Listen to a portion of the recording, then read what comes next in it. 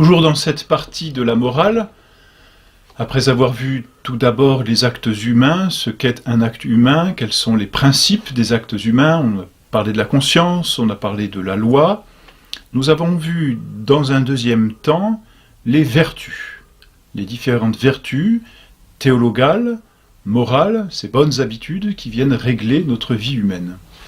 Le pendant des vertus, c'est ce que l'on appelle les vices ou aussi le péché.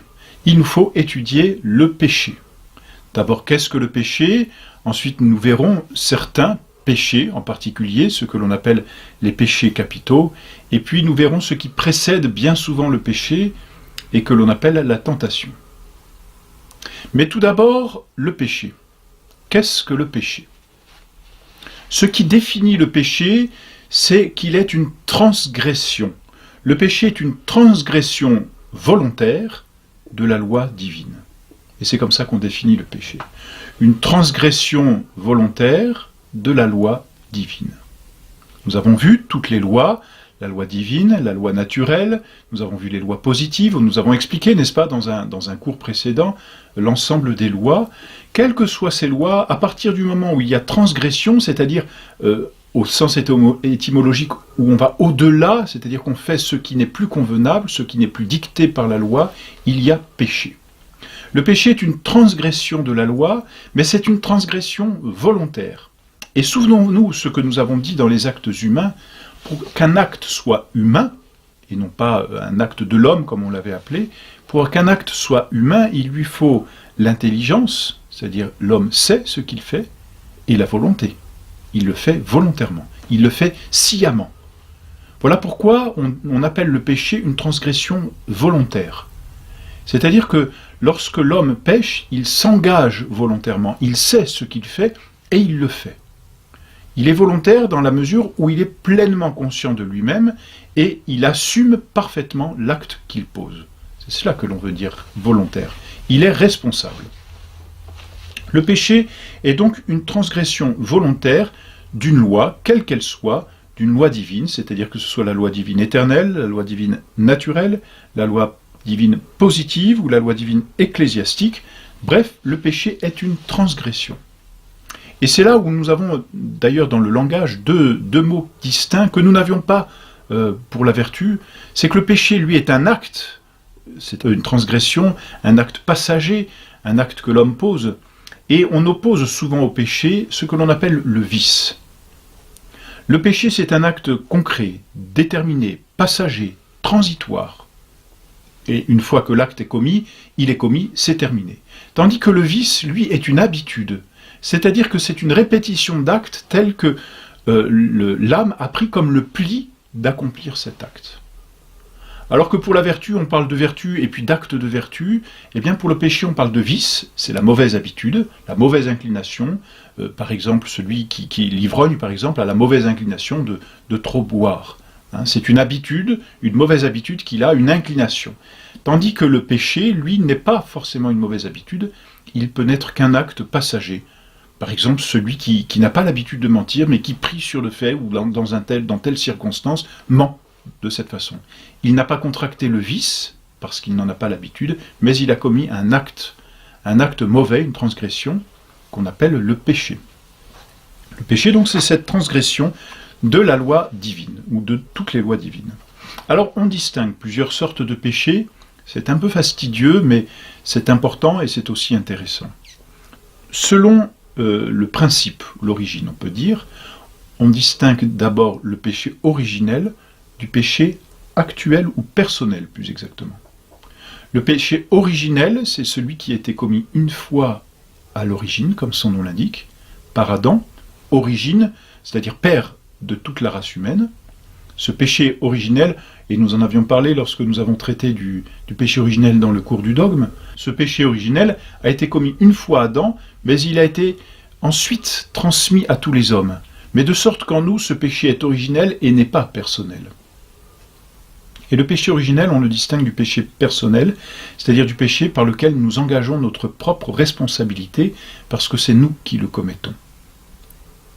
Le péché originel laisse en nous une trace, laisse quelque chose, parce que Adam, en tant que chef de l'humanité, a contracté une dette vis-à-vis de Dieu pour toute l'humanité, comme un père de famille peut contracter une dette que sa famille devra payer après sa mort. Tandis que le péché personnel, c'est une dette que l'homme contracte lui-même, mais en tant qu'individu, et non plus en tant que chef de l'humanité. Donc l'homme, quand il pêche d'une façon personnelle et commet un péché personnel. On ne s'accuse pas, par exemple, quand on va se confesser, d'avoir commis le péché originel, bien sûr. Ça n'a pas de sens. Le péché personnel se distingue à son tour en deux sortes de péchés, si l'on peut dire. On peut parler de péché actuel et de péché habituel. Le péché actuel, c'est un acte ponctuel, comme je le disais tout à l'heure, passager, transitoire, il est accompli, c'est terminé, une fois que le péché est fait, il est fait, et on n'en parle plus, si je puis dire. Il est transitoire. Tandis que le péché habituel, c'est une tâche qui demeure dans l'âme, et ce peut être aussi un état de péché, c'est-à-dire c'est une personne qui reste habituellement dans cet état de péché, qui reste dans l'état de transgression de la loi divine. Par exemple, l'Église demande à tout baptisé de se marier à l'Église, c'est-à-dire de recevoir le sacrement de mariage avant de pouvoir cohabiter pour un homme et une femme. Eh bien, de baptisés qui n'iraient pas à l'Église pour se marier, mais qui cohabiteraient ensemble, vivraient dans un état de péché qu'on appelle le concubinage. Parce qu'ils seraient dans un état habituel, voilà, habituel, c'est-à-dire qu'ils maintiendraient cet état de péché tout au long du temps, tout au long des semaines ou des mois. C'est un péché habituel. Enfin, le péché actuel peut être divisé de plusieurs façons. Il y a d'abord, en raison du précepte qui est violé, il y a le péché qu'on appelle par commission ou par omission. On se regarde, enfin, on s'examine souvent sur les péchés commis, c'est-à-dire accomplis par commission, et on oublie de s'interroger sur les péchés par omission. Le péché par commission, c'est le péché que l'on fait, et qui est un acte de fait. Le mensonge, par exemple, l'adultère, la gourmandise, ces péchés sont des péchés que l'on commet soi-même, et une fois commis, ils sont des actes qui ont été accomplis. Tandis que le péché par omission, c'est un acte que l'on ne fait pas. Et l'on aurait beau jeu de dire « je n'ai rien fait, donc je n'ai pas péché ». Mais si, parce qu'en ne faisant rien, j'ai transgressé une loi qui m'ordonnait de faire quelque chose. Voilà pourquoi il existe des péchés qui sont des péchés par omission, parce que je n'ai pas accompli un précepte. Par exemple, l'Église demande pour tout adulte de jeûner le mercredi des cendres et le vendredi saint. Eh bien, celui qui ne jeûnerait pas ce jour-là, eh bien celui-là pécherait par omission, parce qu'il n'accomplirait pas un acte que l'Église prescrit. Il est prescrit de sanctifier le dimanche en allant assister à la messe. Celui qui n'irait pas à la messe sans raison, celui-là pécherait par omission. Il n'accomplirait pas un acte qu'il devrait accomplir. C'est le péché par omission. Ensuite, on peut diviser le péché en fonction de la cause, c'est-à-dire en fonction de ce qui, dans l'homme, le pousse à pécher. Et l'on peut dire qu'en l'homme, il y a trois sortes de péchés, je dirais en fonction des trois capacités que l'homme a, des trois capacités, des trois puissances de l'homme. Première puissance, c'est l'intelligence. L'homme peut pécher par ignorance. Il ne savait pas que c'était à faire. Alors, on distingue plusieurs sortes d'ignorance. Il y a une ignorance qui est invincible, mais il y a aussi une ignorance qui est vincible et volontaire. Je ne veux pas savoir pour ne pas faire. Eh bien, l'homme qui pécherait de cette façon, c'est-à-dire qu'il ne connaissait pas le précepte, alors qu'il devrait le connaître, qu'il aurait dû le connaître, celui-là pêche par ignorance. La cause de son péché, c'est cela que l'on va dire, est une ignorance. Mais l'ignorance est coupable. L'ignorance étant donc coupable, eh bien, les conséquences sont de la responsabilité de l'homme qui a péché par ignorance, naturellement. Un peu imaginé comme un architecte qui serait ignorant de certaines lois mathématiques ou physiques. Eh bien, cet architecte serait coupable de toutes les conséquences des structures qu'il aurait construites, naturellement. Il pêche par ignorance. Il aurait dû savoir. La deuxième source, ou occasion, ou cause de péché, disons, c'est ce que l'on appelle la faiblesse. C'est-à-dire c'est un péché qui vient d'une passion qui entraîne la volonté avec elle. Alors bien sûr, la volonté doit dominer les passions, mais ici la passion a été forte et elle a comme arraché le pouvoir et la décision de la volonté. Péché par faiblesse. Et puis, troisième cause, bien plus grave, c'est ce que l'on appelle le péché par malice. C'est-à-dire c'est celui qui ne procède plus, non d'une ignorance, ni même de la concupiscence ou d'une faiblesse, voyez, d'une passion, c'est celui qui procède d'une volonté volontaire, j'ai envie de dire. C'est-à-dire une volonté qui veut le péché, ou d'une volonté qui ne veut pas se repentir et qui veut rester dans ce péché. Alors ça, c'est ce que l'on appelle le péché de malice. Il est bien plus grave, parce qu'un péché de faiblesse, on s'en relève, mais un péché de malice, c'est la volonté elle-même qui est atteinte. C'est-à-dire la source même de l'acte qui est atteinte. On distingue ensuite le péché selon le mode.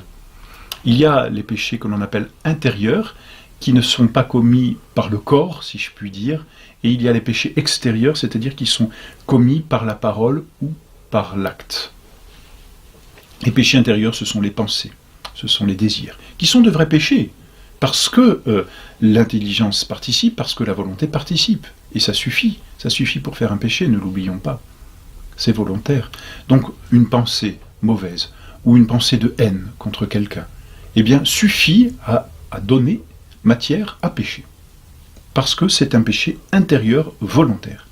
Et puis, parfois, ces pensées peuvent aller au-delà même de l'intérieur, c'est-à-dire se transmettre dans l'activité par la parole, dire du mal, dire des choses blessantes, dire des choses inconvenantes, et puis par les actes, commettre de mauvais actes.